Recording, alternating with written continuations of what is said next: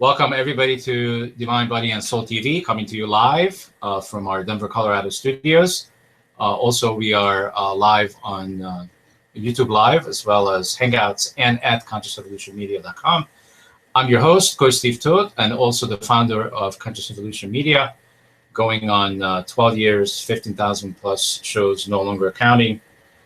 And we have a fantastic guest with us this evening. Her name is Lynn Cockrum-Murphy. She's joining us from the beautiful place called Phoenix, where it's always hot. Is it hot? It's pretty nice right now. It's in the 70s. Great. Welcome to the show, Lynn. Hi, Steve. Thank you for having me. Absolutely. So we have a great show. We have a great theme. The theme is how to end suffering.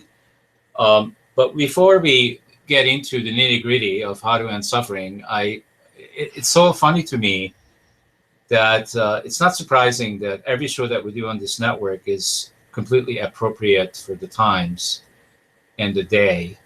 What I would like to really begin with is Lynn is actually an intuitive consultant, and many other things, I'm sure. But if I was able to take away that title, intuitive consultant, and any other title that anybody has ever called you, Lynn, in your life, if I take them all away, if I had that power, which I don't, but let's just pretend for a minute, who is really Lynn Cockrum-Murphy? I am a being of light, using a human body to have an experience here.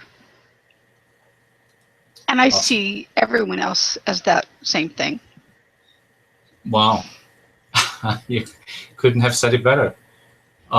That's fantastic. So I love this theme that we have, how to end suffering, because there is so much of it going on, and I want to make sure that we come from a place where, yes, there is a lot of suffering. However, it gives us an opportunity to have a lot of good things come out of it. And how do you see that? I think it's up to each of us, since there is so much suffering available and it's so easy to get stuck in it. It's up to each of us to decide to not stay there and to find our way out. And there are lots and lots of good tools for it. And I mention a bunch of them in the book that I've used. But no matter what state we're in, we don't have to stay there. Well said. It's also not accidental that all the guests that I have on this show and other shows that we have on the network, it's all, our network is now all based on the laws of attraction, which is what I believe life is based on. We can't stop the laws of attraction. So you showed up, I showed up, and we actually invited each other. This is not an accident, correct? Correct. I don't believe in accidents. Yeah, I don't either. It's all based on what we're asking for, and whatever it is that we're asking for, we are given, right? Yes. Sometimes it takes us a while to see it. Sometimes it has a different form than we thought it would, but yes. And isn't that also interesting that you said the word seeing it? Because the way people are is that, and the way we are trained is, if we don't see it, we don't believe it. What's kind of off about that, Lynn? That practice, that I believe it if I see it, or I feel it, or I taste it. Isn't it just how we are taught that the physical world is what it is? It's everything, and it's not. Is we have all those beings that work with us. We have all of our ancestors on the other side, many of which stay really close to us because they want to be a part of what we're doing. And then there's the whole thing about these walls behind me aren't solid, but we see them as solid. Right. So it's very much that we're locked into, this is a physical plane, when in truth we're spiritual beings choosing to be on this physical plane, and that we've lost a bigger view. Well, and yes, that's exactly, I mean, you are so right on. It's like, okay, so I have to cause some trouble here soon, because the show will become boring if you and I are continuously agreeing. but it's not an accident that we are, you know the same thing I know. You know the truth, and I know the truth, and therefore this is really easy. So it gets even more interesting, Lynn, because that wall behind you, Mhm. you scan it every day, and it's almost like a copy and paste. So it will show up tomorrow the same way it showed up Yes. yesterday. And we are so Unless screwed. unless we change something in here. Uh-huh. Right. Correct. Correct. Right. That we So, keep creating the same life every day, whether we like mhm, it or not, until we decide to consciously say, that's it. It's going to be different. Here's my yeah. next choice. And it's going to be different because Because I I said, because I eh, say so. Yes, yeah, that's because I set exactly an why. intention and I Yes, do yes, things that we are differently. intentional. Okay, so I believe that there's a lot of people like you and I that are intentionally, and you said, I mean, you even say all the right words. Oh my God, what's going on? It's like I'm looking in the mirror and I'm just seeing a female version of me. So, do you feel that way about me at all? I love where this is going. We're in agreement with everything, and you're Yes. making it easy for me. And none of this is rehearsed. Okay, so everybody No. that's watching us and will be watching us not just live now, but will be watching us tomorrow or the next day or 2 years from now. None of this is rehearsed. This is what we call creating our reality in the present moment. And I'm not creating it from the past, nor I'm creating it from the future. I am creating it from who I am being and the frequency that I'm putting out right now, and my connection with Lynn. And I have a beautiful connection with her because as soon as I saw her, I connected with her, and I got it that she's a conscious human being going through evolution, which is what I'm doing. So what's interesting though is that this business of suffering, that's also chosen, isn't it, Lynn?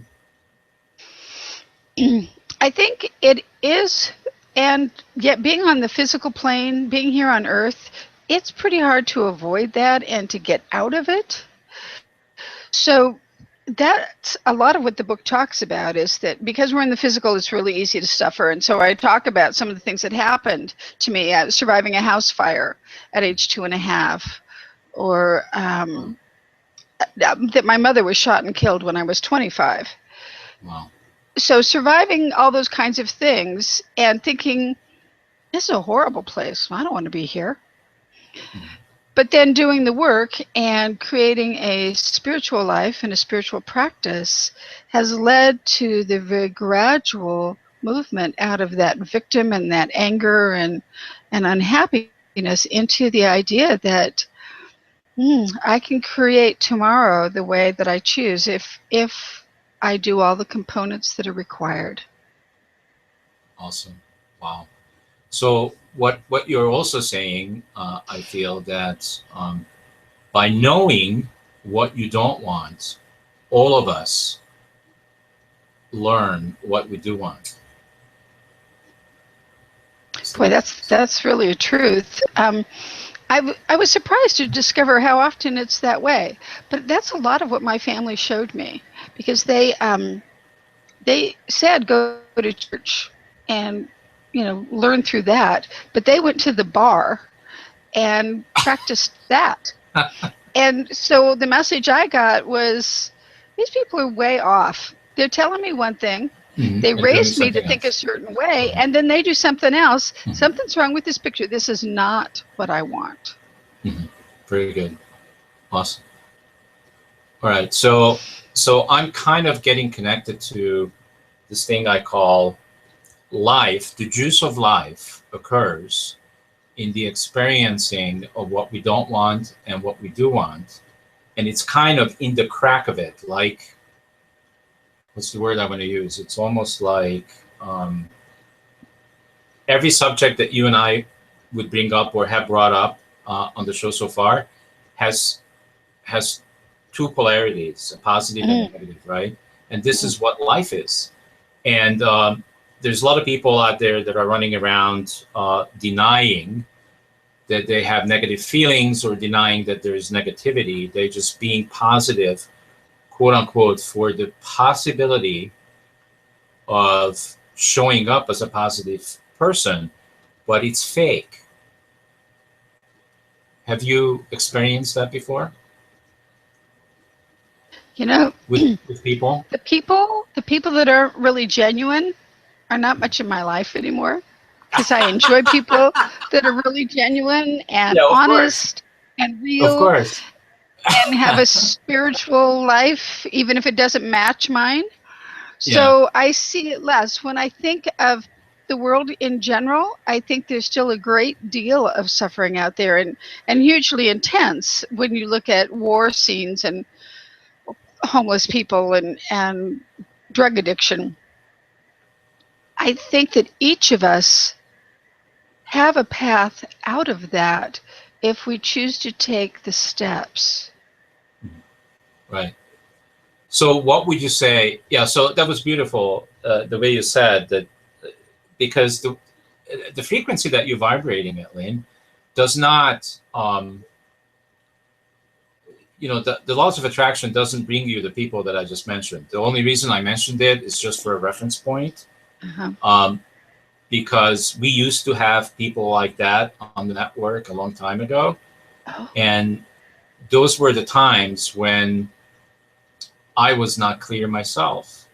I was fake myself. So I attracted them.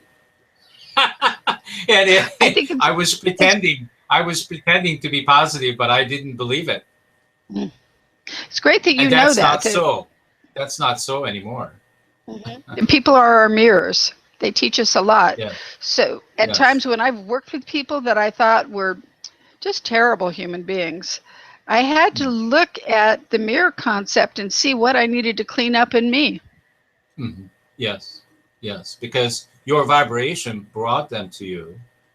Because what we think about is what we attract, right? Yeah. And Yeah. without being conscious at all, it just is.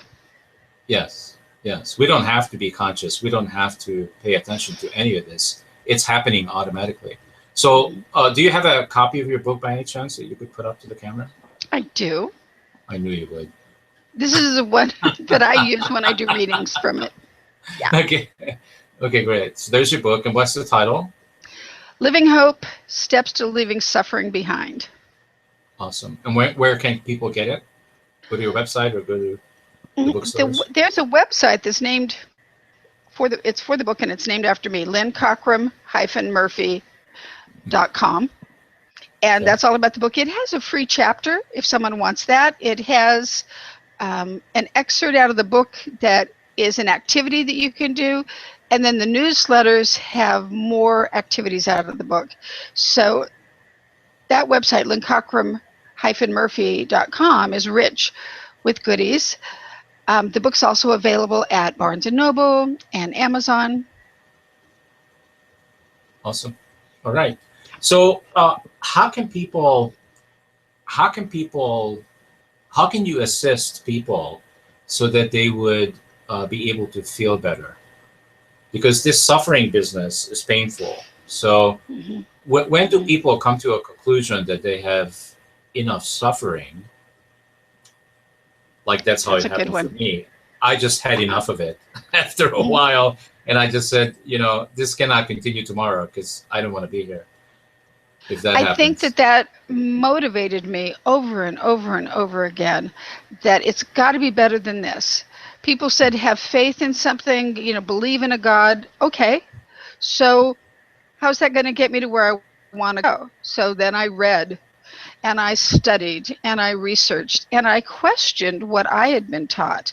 And I definitely encourage people to question, because just because we were told something doesn't mean it's real or right for us as adults.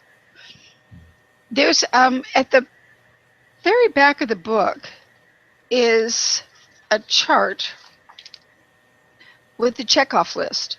And it's little steps that you can take, things that you can do on a daily basis, from like get outside and get into nature, or pick up a new book, or do something totally different than you used to do it. Ask for help. It there's a page and a half of them. And I encourage people to try that, because anytime you've done one new action step, you can say, hey, I'm on a new path. I'm doing new things. I'm going somewhere. I'm feeling good about it. Awesome. So what could you also suggest to our viewers in regards to their emotions? Because a lot of people have a tough time what to do with their emotions and how to use it to further themselves. I'm a really emotional person, and I deal with that some through my meditation, because it creates, I love that this Buddhist term, equanimity. Yeah. Regular meditation creates that equanimity, so it's inside, I'm and very it's a emotional peace. too. I can cry just dropping a dime. So when I experience, and I don't cry because I'm sad, I cry because I'm happy and I'm joyful, and I'm experiencing something that connects me to source, and Yes. it's that beautiful feeling, and I'm having more and more of it. Like right now, I got goosebumps just because I mentioned it. So, so tell me about this intuitiveness that you have, because you are an intuitive consultant. How do you use your intuitive nature? Because we all have it, right? We all have intuition. And more people have it than ever before. It's really growing and multiplying inside people. I quite a few years ago, I'd say 2-3 decades ago, took a class, decided I wanted to develop it, knew that it was kind of there. So went ahead and developed it, and then went on to channel. And today I use it in my daily work with clients when they ask me questions. If we're not doing a counseling kind of thing, or doing theta healing or access bars, sometimes it's appropriate for me to ask source about the issue that they brought up, and I can get guidance from a whole different place. I do that through the theta state, the theta brainwave state. I go up, up, up, up until I'm into that space of bright light, and let the answers come from there. Wow, awesome.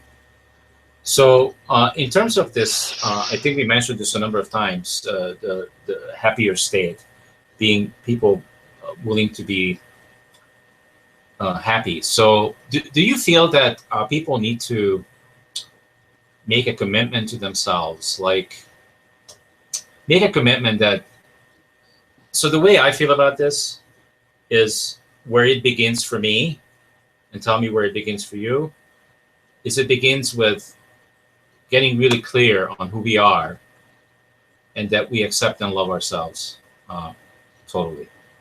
Like that's where it began for me, that I was willing. Like it's a commitment to myself that my happiness, my joy, and the way I want to live my life is more important to me than anything else. Yeah. It's been a long path for me.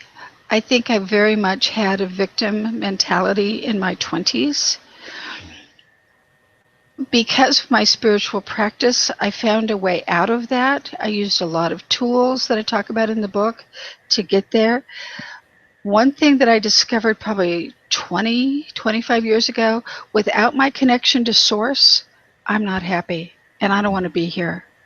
But when I'm connected to source, everything's okay. So I do that over and over. I meditate, I talk to God, I open my awareness so I can hear. I look for God in people, in places, in nature, and all of that keeps me sustained enough that life's become good. Life's really good now, and I couldn't say that earlier in my life. But it was like I had to cultivate it and allow it to occur. At times it meant therapy, times it meant using a 12-step program, but it also meant growing so that I could learn that I'm trustworthy. I could trust myself, could trust my own intuition, and then developing that over time and getting all the limiting beliefs, that kind of stuff, out of my system so that I can be more of that bright, shining light that we are. Yeah. But did you at any time on that journey, have you realized that there is nothing worth on this earth losing your connection to source for?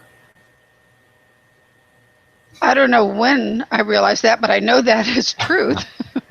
It is true for me that life wouldn't be worth having without that connection. It's everything. Yeah, yeah, I agree. So I'm having this experience, and it's been going on with me for quite some time. I'm kind of witnessing my own self going through my own evolution and expansion. And these recent expansions, I describe, and I'm bringing it to you or describing it to you because I want to make sure the viewers also are connected to this. Is I am more and more experiencing the state of being in love than ever before. And what I mean by that is that I no longer require that I put my attention on some human being and thinking that because they love me and they are being nice to me, I'm in love. I can be in love without putting my attention on someone. I just put my attention on myself and my connection with myself and my connection to source. And I'm feeling the same feelings that I'm remembering that I felt when I thought I was in love with someone else. Does that make sense to you? It does. It's switching awareness from outside ourselves to inside ourselves and recognizing the truth, the energy that love and light are, and that they are you. And other people cannot give that to us. Right. We had it all along. Matter of fact, when I concluded that when I was in love, and before I could probably count on one hand how many times I was in love in my life. And I concluded that I was the culprit back then, not the other person. and I couldn't maintain it. I didn't know how to maintain it, so I lost it.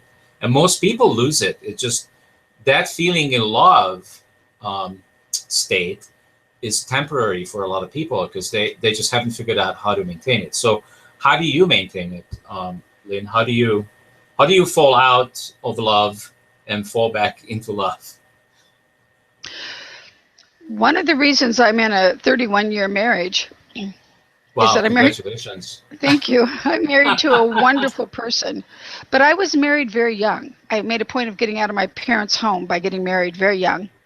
And then that marriage ended. And even though I didn't have children and I didn't own a home, it was painful. And so at that point, I committed to myself I would never get married again unless it were for life. So I had a few other relationships in there and people that I still love today. I just don't have them in my life. But then I met my husband, and I was willing to change old behaviors and change things about myself to be able to evolve into that relationship.